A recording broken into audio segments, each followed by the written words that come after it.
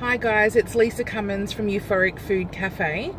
I'm out and about on my day off today. It's the weather's pretty up and down, as we all know it has been over the last couple of weeks. But with all the rain that we've had over the last 24 hours, I think we're all pretty damn sure that autumn/winter has finally set in.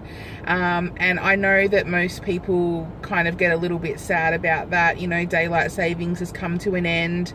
It's getting darker earlier and all of that sort of stuff. But this is really a time of year where I'm just in my element as far as food is concerned.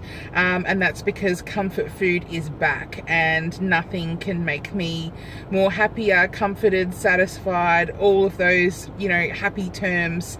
Originally I was from Darwin, so, I've probably been down here for, between 15 and 20 years now. And I still find the seasons such a novelty. In Darwin, you have wet season and dry season, and that is it. And it is hot, hot, hot all of the time. And I love Darwin, and I love going back for holidays and stuff like that. But I just absolutely adore the seasons that we get down here, wearing different clothes. Like, I hadn't even worn a scarf until I was 18, 19 years old, which is, sounds funny, but I'd never had a beanie or gloves or a jacket or anything, because in Darwin you just don't need those things. And that transfers over into food as well. The cost of food is so expensive in Darwin all year round.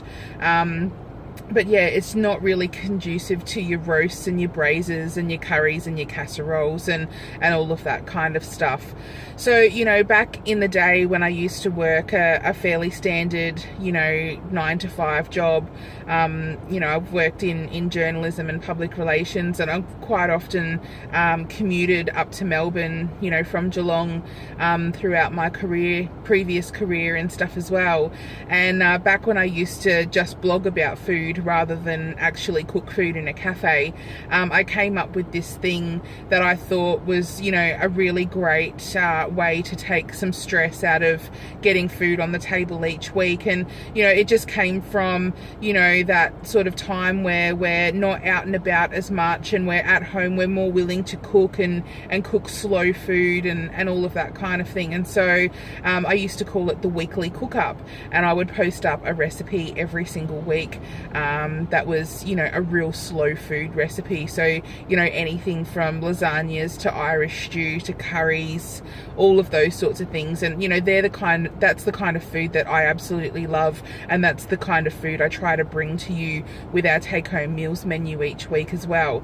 I want to cook food for you that takes hours and hours and hours, and that just is really process driven, that might need not only marinating but also sauteing and then braising and then adjusting with all your seasoning and that kind of thing at the end as well. And that takes quite a significant amount of time.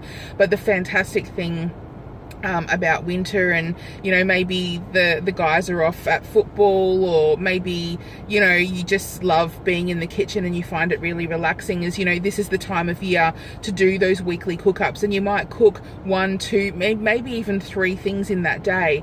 And the great thing about curries and braises and things like that is that they freeze extremely well. So you can do a big cook-up of something, and then it will serve you well for a couple of weeks and up to 3 months ahead. So you don't have to, you can appreciate and enjoy the slow food without having to actually physically make it yourself every single time. And these things actually improve with time as well. Everybody knows that a beautiful soup or a curry or a braise in fact tastes even better the next day and even the day after that, as the flavors develop and meld. So that's the beautiful thing about slow food. So what I'm going to do in the comment section below, I'm going to post a link to the weekly cook-up, and it's an archive of beautiful slow food that I've created and I absolutely love. And I hope that you have time in your life to put some of these things on. And quite often some of the recipes that I've posted up, they take a little bit of sauteing and stuff at the start,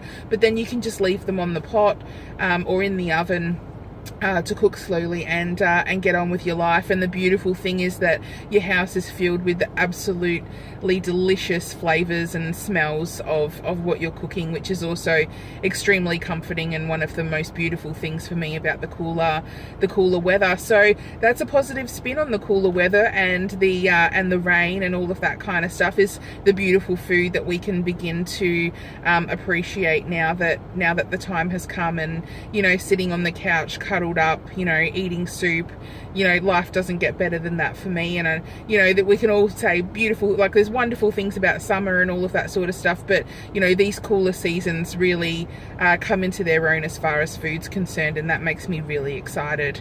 Anyway guys, I hope this tip serves you well. I hope you enjoy the recipes. I'll post up more as time goes on as well, so keep looking back for new ideas and things as well. But in the meantime, enjoy this beautiful time, this great season, and we'll see you soon. Thanks guys, bye.